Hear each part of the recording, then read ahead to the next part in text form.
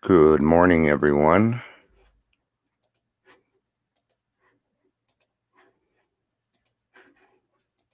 All right. Good morning. Hope everybody is having a good day. Oh, wrong button. It's good, cool. I got some new stuff going on too. It almost looks like a studio in here now.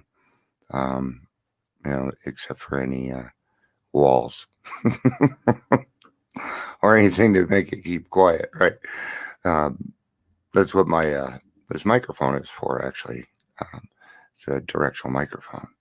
So it kind of cuts out stuff from the sides or depending on how I set it. So anyway, it is October 29th. Today is Thursday. You know what I like about Thursdays? My emotional sobriety meeting. Good morning, Carrie. It's good to see you. By the way, I've been meaning to tell you I like that new profile picture. I like it. Yeah. So emotional sobriety day. Get to have a talk with my daughter. We're just getting together and yakking, catching up. It's been a little while. She always tends to think that I'm gonna get on her about something, but no, I haven't done that in a while. But you know how kids are. So the what ifs. So the what ifs usually have to do with something that's coming up that maybe we don't want to deal with. We utilize what ifs.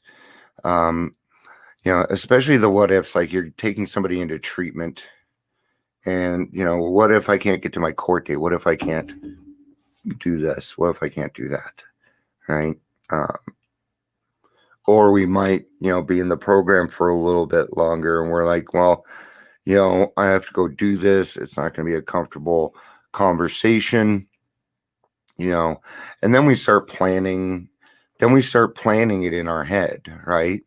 Well, if they say this, I'm going to say that. And it hardly ever works out that way, right? We tend to, as alcoholics, we tend to think that we can predict the future for some odd reason, okay? But we can't, right? So what if, right? What if I plug my internet in all the way? Thank God for Wi-Fi. I'm surprised it did okay. Anyway, this is a one day at a time thing that we're talking about, and we teach you how to do that, how to let go and do it one day at a time from the very, very beginning. All right. Why? Because it is something that you're going to utilize a lot. You're going to utilize it a lot. Okay. And not only that, but we're preparing you to make critical decisions. We're working on your critical thinking. I know, weird stuff, huh? That's what's cool is you don't even need to understand all this stuff in order for it to happen. Okay. But as alcoholics, we like to know. Yeah. We love learning. We really do. As a group, we love learning about ourselves when we get to a certain place. Right. So let's get to a little bit of the reading. And I'm actually on February 26th and Odis and Odat. What if, how often we hear these words from newcomers to the program? Not just newcomers. I hear from people all the time. But yeah, when we first get in the program, we are full of what ifs. So let's hear some of these what ifs. All right. How often, in fact, we tend to say them ourselves? What if I lose my job? You might. What if my car breaks down? It will. What if I get sick and can't work? It'll happen. Sorry, I'll stop on that. What if my child gets hooked on drugs? That seems to be a recurring theme lately. It's getting tough. What if anything our desperate imaginings can project? And gosh, do we have imaginations, huh? We can create situations which will just not even be close. And the thing is, yes, I'm laughing at it because it's funny. We'll make shit up that just doesn't even exist, especially if we're still drinking or new in the program. Okay. Heck, you don't even, it could happen to you at any point. That's why we have a daily reprieve contingent on our spiritual basis. Right? That's right, Gary. Critical decision-making skills becomes better than crisis procrastinating decision-making. Like it. It is better. The answer, okay, what if anything our desperate imaginings can project? Only two small words, yet how heavy laden they are with dread, fear, and anxiety. The answer to what if is plainly and simply don't panic. If we can live with our problems as they arise, living one day at a time, am I keeping my thoughts positive? All right. So the other day, I try not to live in fear. That doesn't mean that things don't come up and I don't have concerns. The other day I was having a concern with money. Now, that's probably the biggest what if that I hear about. Hold on a second. That's probably the biggest what if that I hear about, and people are always coming to me about their money problems. I don't have any money. Spend it all on this green screen. Um, but my thought process on that was, I'm not hurting. I have a roof over my head. I am not broke yet. So I guess God has something planned. Yes, I'm concerned about it, but I am not going to spend my day thinking about that and coming up with things that may or may not happen, even if they are going to happen. Let's say the power gets turned off. I've done that before. So fucking what? This stuff happens. Your car is going to break down. It's what's your thought process going to be? All right. So the next day, which would have been yesterday, it was solved by the time I even got up. Okay. Because my wife is an ass kicker. Okay. I don't know. She felt it or whatever. Do you see what happened? God took care of it. Why? Because I made a decision instead of deciding what I was going to go pawn and all these other things that I used to do. Instead, I just let it be. There wasn't anything I could do about it at that moment except doing what I was doing, which was helping other people. Okay? And I was able to help somebody yesterday. And that felt really nice. Why? Because God freed me up again. Why? Because I had faith. All right? So let's talk about faith.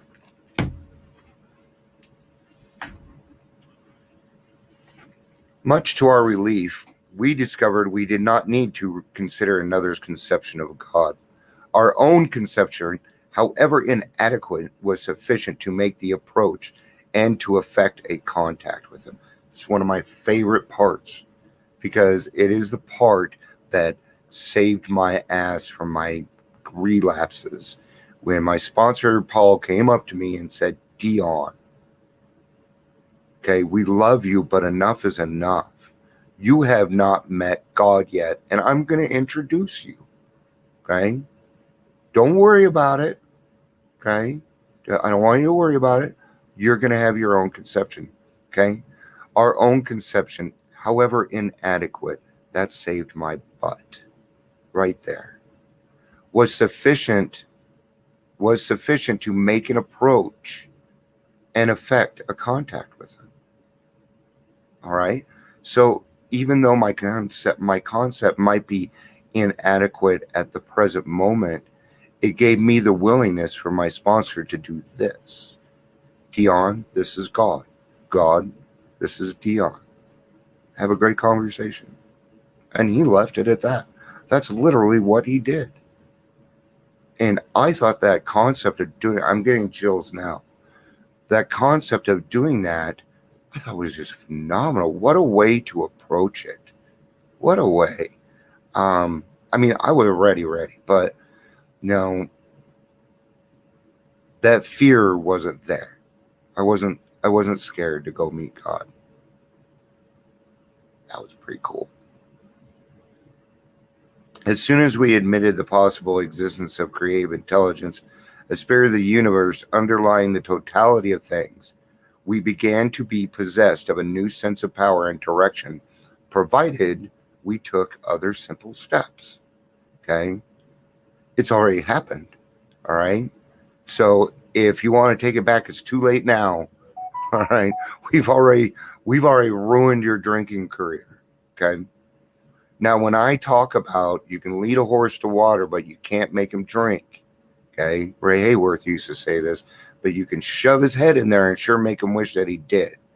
That's what I'm talking about right here, okay? Giving them the information that they need.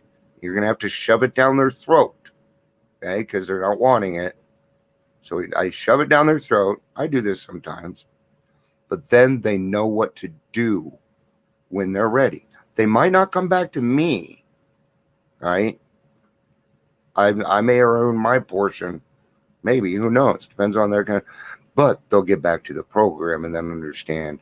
Oh, I see what he did now, or maybe they'll never even notice. Who knows? Who cares?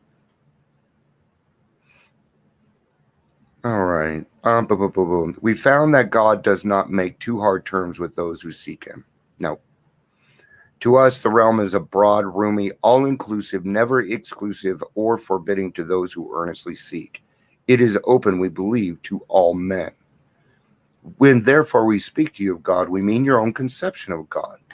This applies to other spiritual expressions which you find in this book. Do not let any prejudice you may have against spiritual terms deter you from honestly asking yourself what they mean to you. Okay? Now, what's cool about this is you don't need to say anything to anybody else. This is between you and God, all right? So you don't need to worry about anybody, making a comment about it or anything like that, because it's between you two, and you need to answer those questions honestly with yourself. You don't need to do it with anybody else. If you feel like you need to, then yeah, talk to your sponsor about it. At the start, this was all we needed to commence spiritual growth to affect our first conscious relationship with God as we understood Him. Afterward, we found ourselves accepting many things which then seemed entirely out of reach. That was growth, but if we wished to grow, we had to begin somewhere. So we used our own conception, however limited it was. We needed to ask ourselves but one short question. Do I now believe, or am I even willing to believe that there is a power greater than myself? As soon as a man can say that he does believe or is willing to believe, we emphatically assure him that he is on his way. That's what's so cool about willingness. It gives you the ability to get something that you need, which is helping fill that hole in your heart. All right? We call it instant gratification. I don't like bringing that up, but there are times when God gives it to us. There are things in my life that I utilize for instant gratification. Sure, I have anxiety.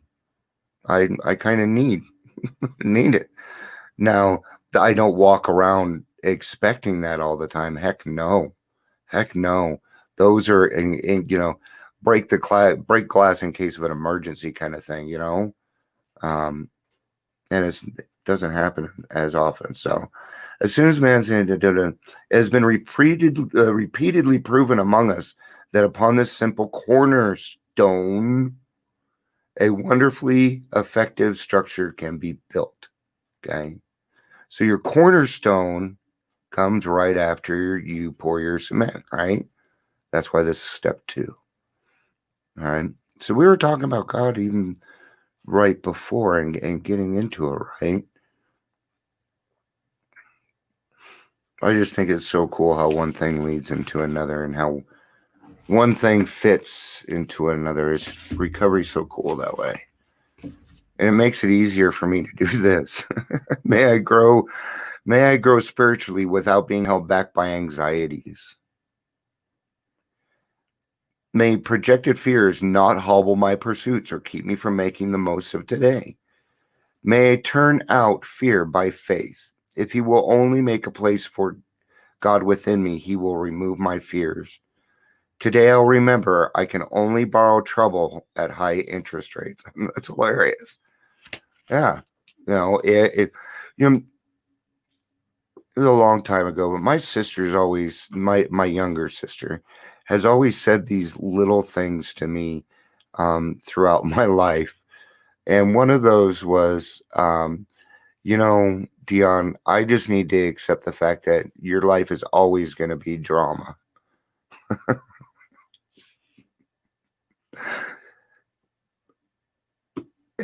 She was right. She was pointing something out to me. She also did something for me that to this day I'm so grateful for. I was talking to her, and I'm gonna wrap this up. I was out in California, and if you don't know that story, I went out there to drink myself to death. I ended up in a relationship, didn't work out. Talking to my sister, she's like, Dion, I know everybody keeps telling you that your picker's broken, but I'm gonna tell you something. Your picker ain't broken. There's nothing wrong. There's nothing wrong. I'm telling you that right now. My next relationship was with my wife. The power of words, man. The power of words. All right, I'll be back tomorrow for the daily reflection. Have a great day, guys. I'll see you tomorrow. Peace out and have a day. I love you all. Love, love, love. Thank you, guys.